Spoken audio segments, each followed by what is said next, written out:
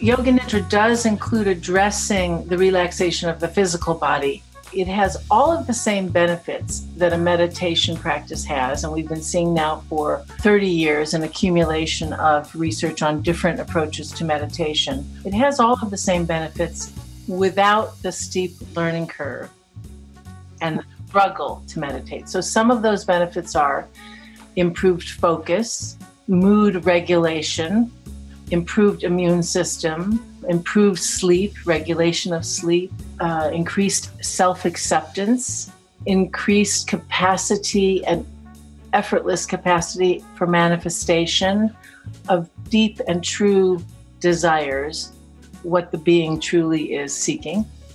It also frees creative blocks, opens access to creativity, to living from a more calm, focused, joyful, loving place.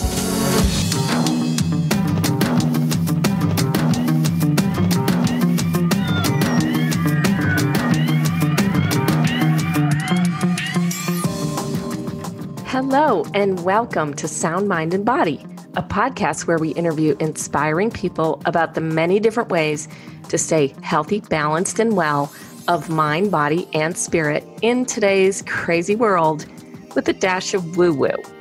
I'm your host, Sheila Melody, and today we are talking about Yoga Nidra. Now, if you're like me, you might think that Yoga Nidra is an active form of yoga, but like me, you would be wrong. Yoga Nidra is actually effortless. It is a guided meditation that is sometimes called the zero stress zone meditation or a divine sleep. Now, doesn't that sound fabulous? There is actually no physical yoga involved, and no prior yoga or meditation experience is required. My guest today is Yoga Nidra expert, Dr. Hanna Chusid. Among her many years of experience and credentials, she is a licensed psychologist, a mindfulness and meditation educator, a yoga therapist, a teacher, and a somatic healer. She magically weaves all of her experience and education together into her healing and therapy sessions. So it's hard to narrow her experience into one practice. I have personally experienced one of her Yoga Nidra sessions and can't wait to go again. I'm very excited to share this with all of you listeners. So welcome to the podcast, Dr. Chusid. Thank you so much. I'm happy to be here. So we met because I had made a post on Instagram. I love Instagram. It connects people. I made a post about Yoga Nidra and you sent me a message, and it turns out we live very close to each other, which is fabulous. And I went and experienced your session, and it was just divine. It was divine. So you have 40 years of practice and education in these various areas of expertise. You've been doing this your entire life. You explained to me that you consider Yoga Nidra to be the gemstone of the weaving of different healing modalities that you practice. So tell us why. Why is Yoga Nidra so fantastic? Well, one of the many things that I love about Yoga Nidra for the client, the patient, the seeker, it is an effortless approach to healing. And just in that alone, it's a counterpoint to everything about our world, which gives us messages to do more, accomplish more, effort more. And even in the many of the healing arts, often we bring that same mentality, and different modalities encourage that of, how deep you're going to get, how hard you're going to work, how much you have to learn, and a kind of struggle and efforting. And even many wonderful and effective somatic healing practices require that one relives a stressful event or even a traumatic event. In Yoga Nidra, stress is healed, the body, mind, spirit come into balance, and even trauma, even old trauma, is healed without having to relive it. And I love that. Why not? So that's one of the many things. I get that. Now, just having experienced it once, in a professional way, not just listening to something that's recorded, you called Yoga Nidra the medicine of our time. And that's what, when we met and talked about this before this podcast, and you also said something that really struck home with me. You said the planet is in the ER. And it's so true when you think about that. We are all just like on this high alert all the time. And Yoga Nidra, what are some of the benefits of Yoga Nidra? Let's just go to the basics of it. My understanding from reviews of the research that exists and my experience and training is that in the simple way, it has all of the same benefits that a meditation practice has. And we've been seeing now for 30 years an accumulation of research on different approaches to meditation. It has all of the same benefits without the steep learning curve and the struggle to meditate. So some of those benefits are improved focus, mood regulation, improved immune system, which benefits preparation for surgery, recovery from surgery, preparation for birth, recovery from giving birth, improved sleep, regulation of sleep, increased self-acceptance, increased capacity and effortless capacity for manifestation of deep and true desires, distinguished from, my goal right now is to manifest something that's kind of coming from superficial fears or anxieties, but what the being truly is seeking, which can include material manifestation when it is connected with deeper purpose. Because of all the different things that have been mentioned, mood regulation, focus, increased acceptance, it also frees creative blocks, opens access to creativity, to living from a more calm, focused, joyful, loving place. And I have been a meditator for about 25 years. And that was a sitting practice. I have training in different lineages of meditation and mindfulness-based stress reduction rooted in Vipassana, Buddhist Vipassana. I have exceptional depth of training in Jewish meditation. A lot of people don't know that there is such a thing. I didn't know, yeah. Part of that training included a cross-cultural training, including awareness of Christian meditation practices and Sufi meditation practices. Meditation is universal, and it's found in all cultures and traditions in different ways. This is another meditation practice. It's just a easy access. So you have a successful experience of getting some benefit right away. Mm-hmm. I haven't stopped my other meditation practices because they just serve me in different ways, but it has made my sitting meditation practice also more effortless. It's deepened the other meditation practice, but you could do Yoga Nidra exclusively and get all the same benefits. It isn't just whether one experiences it through a recording or live. That's not the only difference. You can use a recording and get a lot of benefit. Just like with any healing art, there are different qualities of skill or different levels of skill. A lot of people who experience it just once or twice or a few times or don't have a depth training or a depth of practice of their own, it comes across more like reading a script and it has less impact. Mm-hmm. Really, the practitioner, the guide, it's my understanding and it's how I guide people, is that I go into the different brainwave states that I'm guiding the individual or the group into.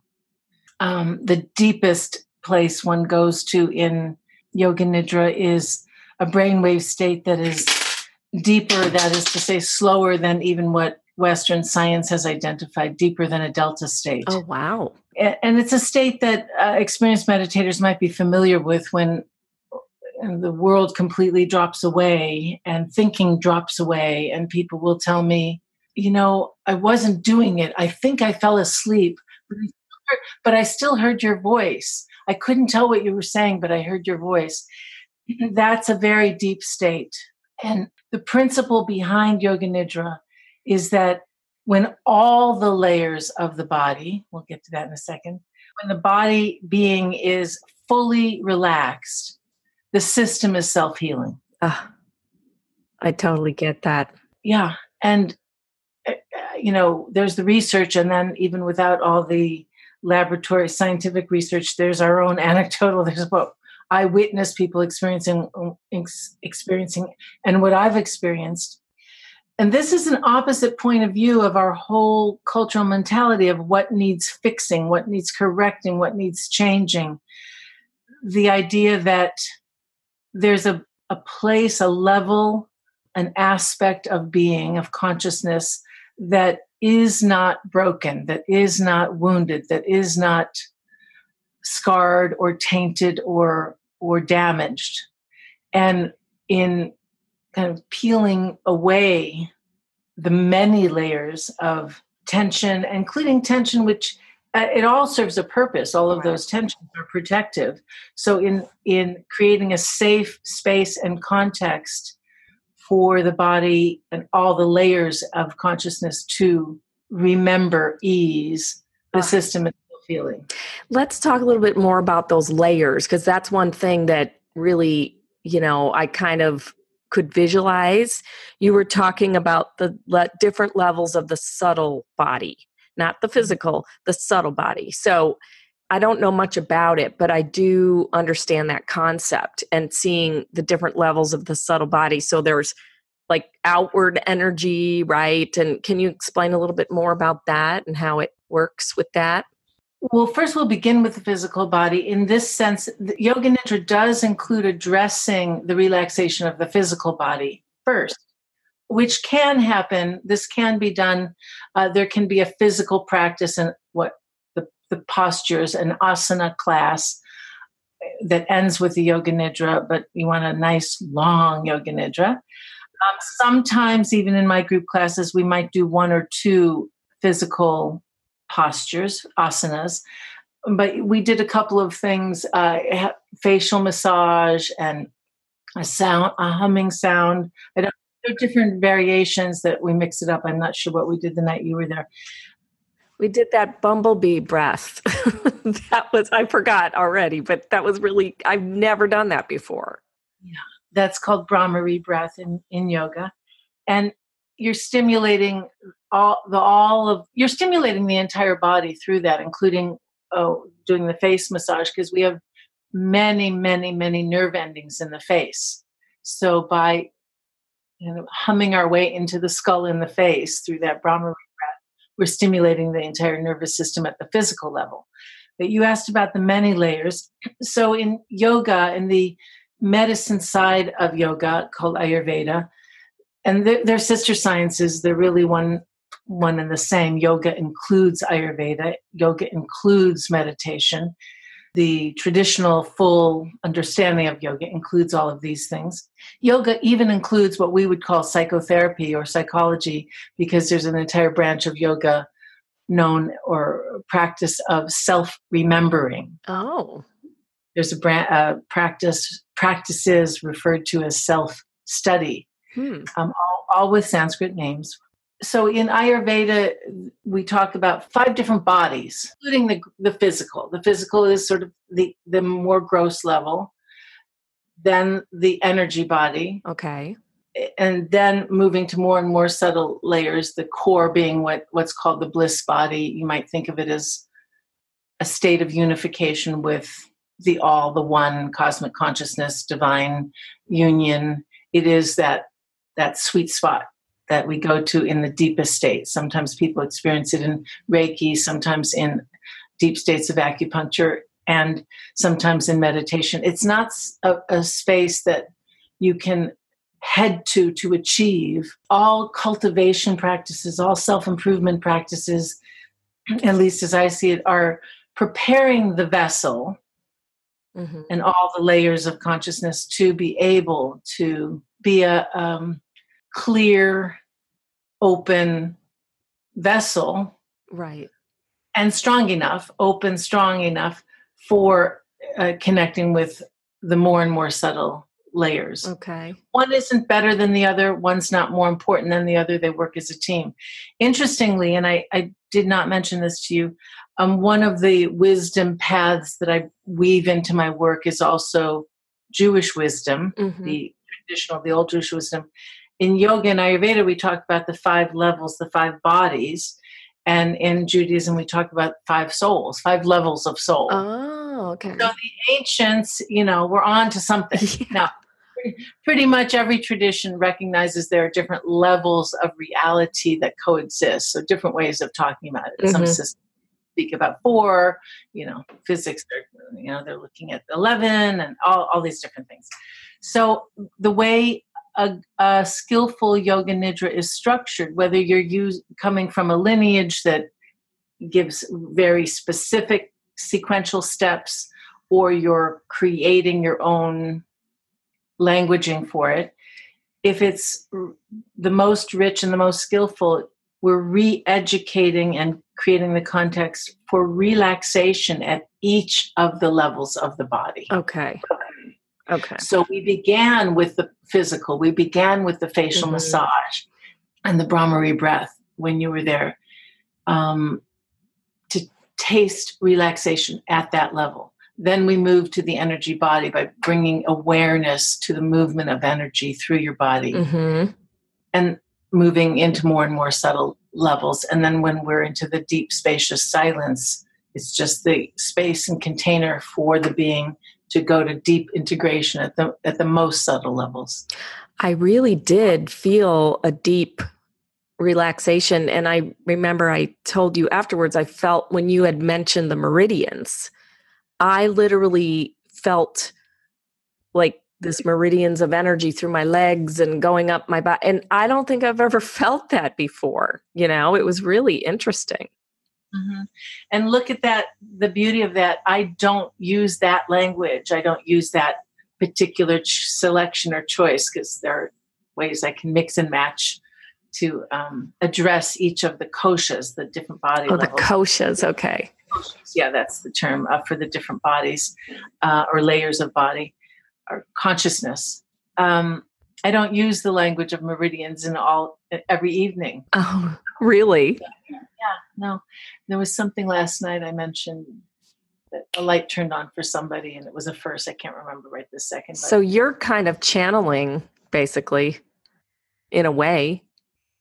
There is that, like any skilled leadership with any approach to group healing or any level of rich conversation, is that, yes, there's an interaction with the group. I mean, I do go in with a plan, but an image may come to me or a selection may come to me, sometimes very consciously and intentionally. I know a certain symptom or issue or mental cognitive state that somebody is coming in with, and I focus the structure that evening using that as the cue.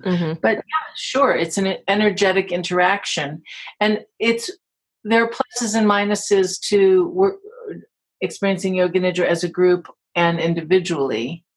One of the pluses in a group is that our experience is not individual. It's not separate. So like the way that a grove of trees, the root systems are all in communication. Right. We are always in communication energetically. And when you've got this group energy, one person might pick up on, like you really connected with meridian energy and visualization. Possibly during that session, somebody else was feeling that as well, and you put it into words. I see, yeah. You work with people individually and you work with groups. If somebody is looking to find a Yoga Nidra practitioner, where would they look and what would they be looking for in that practitioner, ideally? It's an increasing offering at yoga studios. What one would look for, I have to say that this is a kind of universal guidance in my view, whether you're looking for a Reiki practitioner, a massage therapist, a psychotherapist, or a yoga facilitator Mm-hmm. is your energetic response. Do you feel safe? Mm-hmm. That's number one. This will not work if you don't feel safe and they don't assist you in feeling safe. Now, issues of safety may be what you're coming in with, maybe underpinning, True. old anxiety. So somebody who has the flexibility in the approach to how it's offered. Mm-hmm. So maximize your safety. Traditionally, Yoga Nidra is practiced laying down and perhaps on a yoga mat. But you make a really comfortable nest with blankets and neck pillows and whatever you need. But I and other skilled practitioners of Yoga Nidra would always give the opportunity for somebody to sit up Mm-hmm. or somebody to keep their eyes open. Right. They're not going to go as deep, but nothing wrong with that. Okay. They'll get the beginnings. That may be what's needed for 1 to 3 to 33 sessions. I've not had that happen, Mm-hmm. but if I am doing sitting up, somebody's got that kind of safety issue, then we're combining Yoga Nidra with mindfulness-based stress reduction, tritating, moving in and out of it, that sort of thing. So you have to feel safe. Ideally, somebody who has their own meditation practice for a significant time. Ultimately, no matter what degree, credential, or form of healing practice, ultimately, one is transmitting one's own energy. Oh, okay. A person, a client, a student cannot if they're ready to go to a deeper level of integration and self-remembering Mm-hmm. than the guide or teacher is at, then they'll have outgrown that teacher. Oh, I see. Okay. So really, the individual, it's not just about charisma or that kind of thing one would have to watch for. You're looking for someone you feel comfortable, who creates safety, friendliness, of course, but also who is doing their own work at self-remembering and reconnecting with the original wholeness and joy that is present in everyone. Yeah, not just reading a script, as you said earlier. Not just reading a script, but also deeper in their own practices. Mm-hmm. Yeah. So give us a couple practical examples why people how people can use like a series of Yoga Nidra sessions with somebody like yourself. So somebody who is dealing with any kind of sleep challenge, Mm-hmm. I say any kind, I'm sure there could always be exceptions to what I'm saying if somebody's got a structural issue. But even then, if there's a structural issue like some blockage in the nasal passage that's, impacting their sleep, then they're in anxiety or stressed out about that. Right. So that surface level of stress is still going to help. It's a time out from the constant busyness, constant scheduling, constant information input, even positives. People are often stressed out feeling stressed and exhausted when they come back from a vacation. This is a common thing. We say, I need a vacation. We joke about it, but it's true. It's so true. There's a cultural character mindset to the more we do, the more we've seen. How many countries have you been to? How much did you see when you went to Paris? How much did you do when you went to Paris? What if you came back and you said, well, we went to the same cafe in front of our little pension every day. And, even a cruise, which used to be the ultimate in relaxation, there's not much to do on a cruise but eat and look at the water and go for, the one dress-up dance that was in my parents' generation. Now they'll pitch. It's like how much there is to do. Right. The time out, the quiet in itself is beneficial. Mm-hmm. In my childhood, this is a little aside, but it was normal to have a summer day that was boring, long and boring. Right. You might spend part of it just laying on the grass looking at the sky. Right. I remember that too. Yeah. I spent hours looking at the bark on a birch tree. I remember walking around the neighborhood and just being bored and then going in the backyard and swinging or something, just like nothing to do. It's so healthy. Ugh. With it, as a society, and I don't know if it's not just the US, it's everything modern culture, which has exponentially increased in the digital age with media on all the time. I mean, these are things that you're probably hearing again and again. Yeah. And it's true. And it's true. So you had categorized stress as undigested experience, which I thought was very interesting. Now, I want to give credit where credit is due. I've had some wonderful teachers. That phrase is not my own invention. I'd like to claim it, but it's not.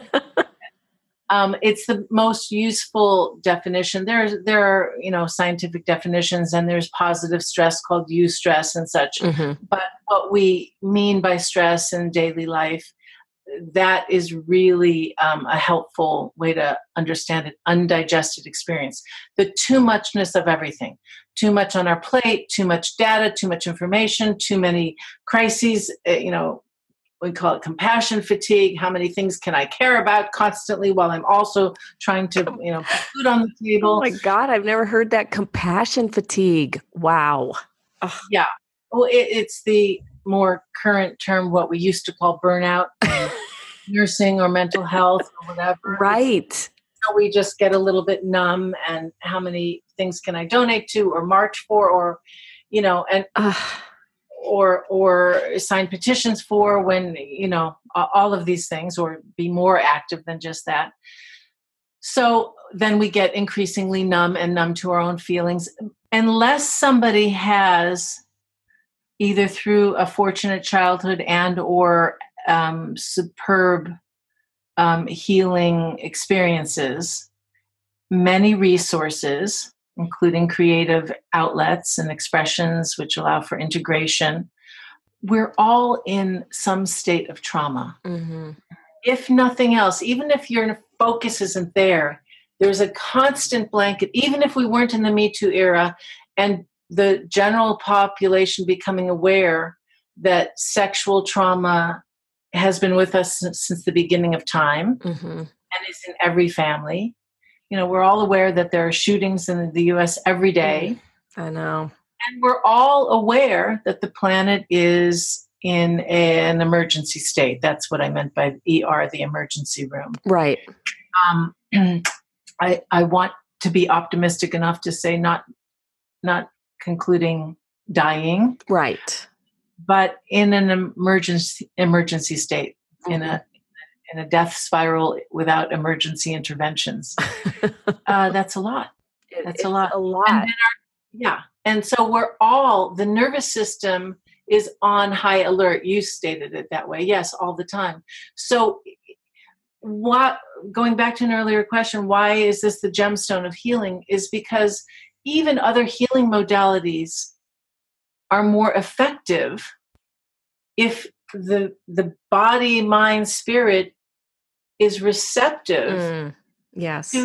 Even to interacting. It's like, another technique, another method, another thing to express, I have to make changes in my relationship, in my diet, in my lifestyle, in my everything. Yes, all those things are important. Oh my God, you're so right. And because I am one of those people that tries a lot of things too.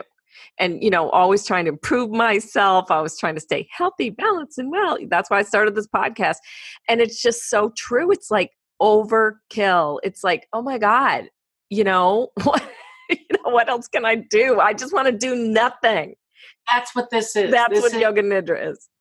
Yoga Nidra is skill doing nothing, because most people, if you said do nothing, they would, they'd listen to music. Yes, exactly. Or I'll do nothing. I'll just journal. It's like, let it go. Or I'll do nothing. I'll do the thing I love to do, which is knit or paint or go for a run. Doing. Yes.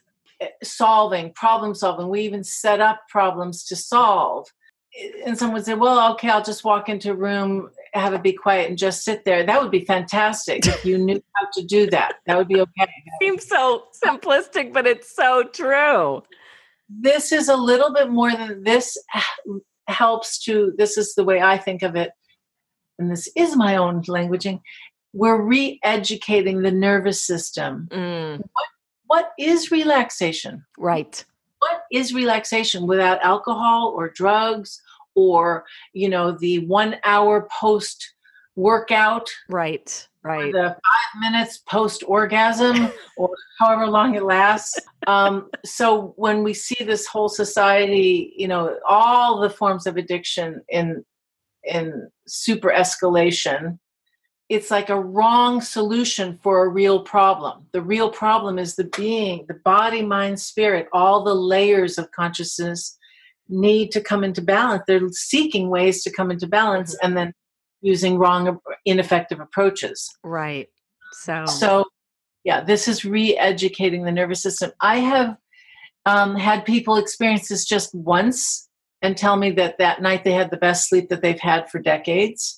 Yeah, I have to say, I just did it once, and I don't know for sure, but all I can say is I have been sleeping better and I've been dreaming like almost every night, and I'm like, whoa, is it just that one time? So I can't wait to come back. I'm going to come back maybe with my son, Michael, because I really think he would love to experience this. I would love that.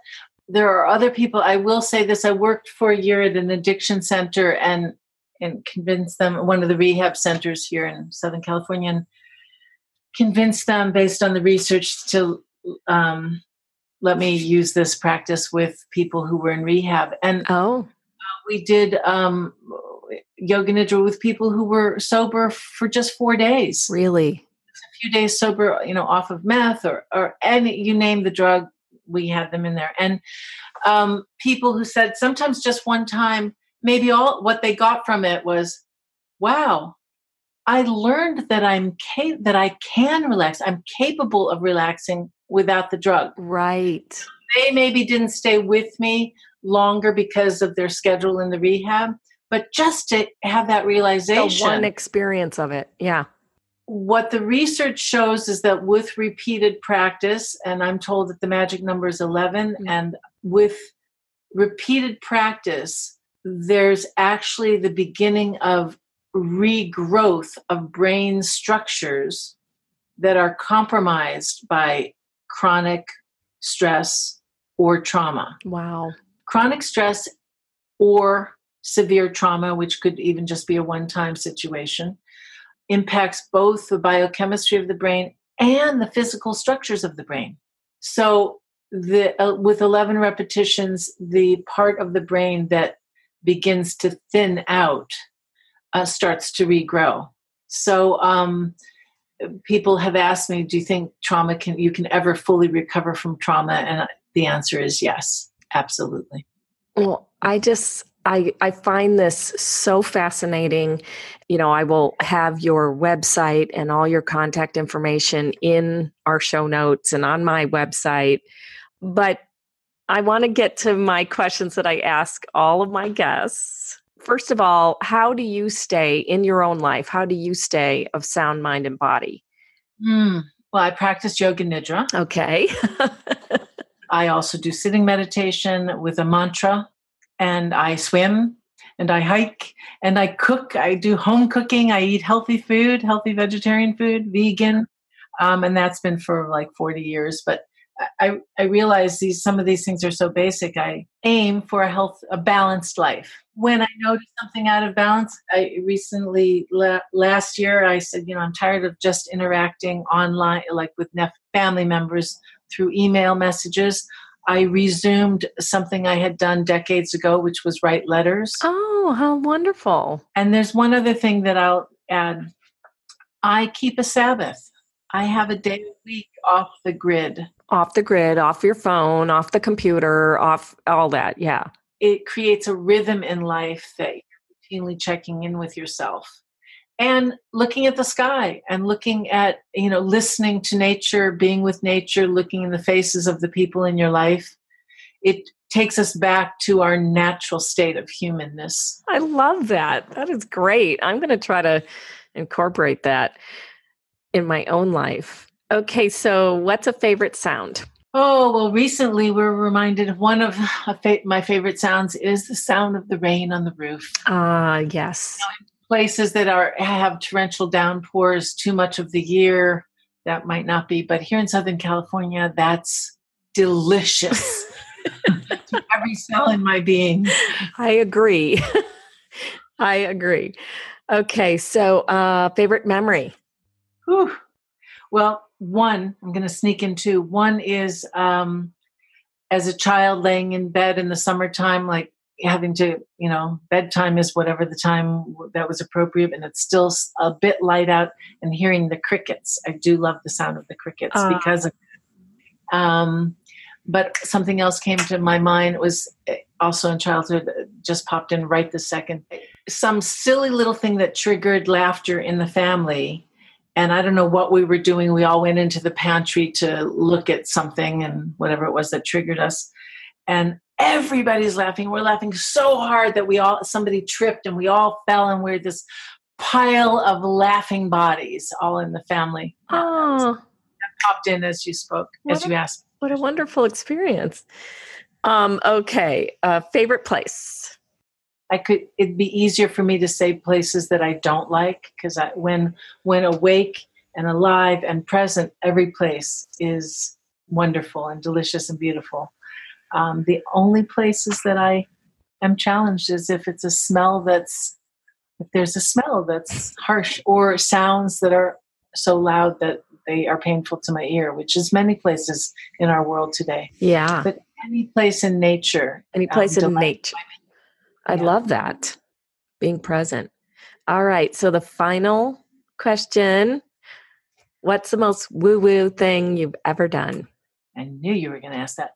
And I'm thinking about it because there's so many woo-woo things. I bet. But what I realize is, I think this may not be true, but what I think is more important that you're actually interested to get at is the most woo-woo experiences. Yeah. Yes. And that might not have anything to do with the thing one is doing. One could be baking a cake and have a transcendental awakening. So true. Yeah. I will share something, a little segue of, I was hiking, I was backpacking, and this was in this northern British Columbia location. I was told I was the first one on the trail in the early spring, and it was grizzly bear country. Oh my goodness. So I did a lot of research, talking to the locals. Everybody had a story of a grizzly bear encounter, how to handle that. And I had this need to do that. That's another story, the context of why I was going to do a solo trip like this. And I, as I walked along the trail, my fear was growing. I mean, I was told things like, keep your eye out for trees that you could shimmy it's like, I never climbed a tree in my life. And these like lodgepole pines that the first branch is 30 feet up. It's like, maybe if the adrenaline's going in. Yeah. And I was given a few other tips, but I was in a state of fear where I was quite frozen at one point. Literally, I understood what it means. That expression, frozen with fear, Mm-hmm. It's not a figure of speech. It's literal. At one point, I went to take a step and I could not move. Wow. I was paralyzed. Oh my gosh. So I went into a kind of meditation. At that point, I was 21. I hadn't had any formal meditation practice or training. I knew the first few letters of the Hebrew alphabet, and I began stating them just repetitively. There was more that I did. A friend had given me a little tiny book of Psalms. At that point, I'd never read Psalms. Mm-hmm. I didn't have a relationship with them. And it was in my pocket. I kind of thought of it like a good luck charm. I could just barely get my crimped hand squeaked with two fingers. I pulled it out of my pocket and I was able to open it, let it fall open. And I just read a couple lines. And whether it was the association with her or the potency of these words that are thousands of years old, many thousands of years old, I literally felt myself melting again and was able to walk. And then I did this chanting of the Hebrew letters. And I'm walking along. Within a few minutes after essentially meeting my fear of death in this way, that's the fundamental overriding fear. The shorthand description is to say that the veil between the worlds lifted, and I heard the music of the world. I heard the music of creation. I heard music emanating from every tree, every plant, every bush, every rock, every stone, every hill, every gully. I want to say it was drug-free. I had never and have never done a hallucinogen, which will discredit me with some of your listeners. I've never done ayahuasca or peyote, this was not a drug-induced. It was a fear. It was a relief from fear-induced experience. It was a shift in consciousness. So I had a direct experience when we say, and all the ancient cultures, all the ancient wisdom says that the universe is made of sound vibration. Yes. And I had that direct experience. Oh my gosh. I was in deep, deep wilderness. There was nobody with I thought, who's out here in this wilderness with what did they call those things? They used to call them ghetto blasters. A boom box. And as my face scanned the horizon, I mean, I'm looking for somebody on the other mountain who might be. The genre of music changed with every hill. Wow. And I'm not musical. I don't play any instrument. I don't read music. I don't have a memory for music. My husband. Cool. So that is the most woo-woo experience that I've had that has helped guided my life. That's absolutely stunning. That's incredible. I can just imagine it. Well, this has been the most interesting, educational, informational podcast I've done. And you've got so much to share, Hanna. And thank you so much for being on the podcast. And we had discussed earlier, hopefully we'll be getting together again soon and developing a short Yoga Nidra recording that I can offer to my listeners. It would be wonderful. You're wonderful to talk with. I love sharing with you and interacting with you. Well, thank you, Hanna. It's been my pleasure having you on. Thank you so much. Well, that's it for this episode, and I hope you learned more about the amazing benefits of Yoga Nidra. As a matter of fact, Dr. Hanna mentioned that she has also worked with young children. The youngest child she's ever worked with is 4. It turned out he was acting out, and turned out he was being traumatized by video games that, an older brother was playing. But anyway, Yoga Nidra helped him. It helped him to calm down. So this is great for everybody. And I hope you'll try to check it out. If you're in the LA area, I highly recommend you try one of Dr. Hanna Chusid's Yoga Nidra classes and experience the divine sleep she is talking about. I'm going back. That is for sure. Thank you so much for listening, and please subscribe if you haven't already. You can do that on our website under the subscribe tab. And while you're at it, you can join our woo-woo community too. Just enter your email on the homepage of our website, and you'll start to receive an email every Monday with the latest episode, along with special announcements and other news. If you like the podcast, we would so appreciate it if you could give us a review on iTunes. It really helps new listeners find us. Thank you to our producer, Tim Edwards in the Inbound Podcasting Network. And thank you to our guest, Dr. Hanna Chusid. Get in touch and join the conversation. We're on Instagram at Sound Mind Body Podcast, or find us on Facebook, YouTube, or the web. Search for Sound Mind Body Podcast. I'm Sheila Melody. Join us next week as we explore, enlighten, and evolve.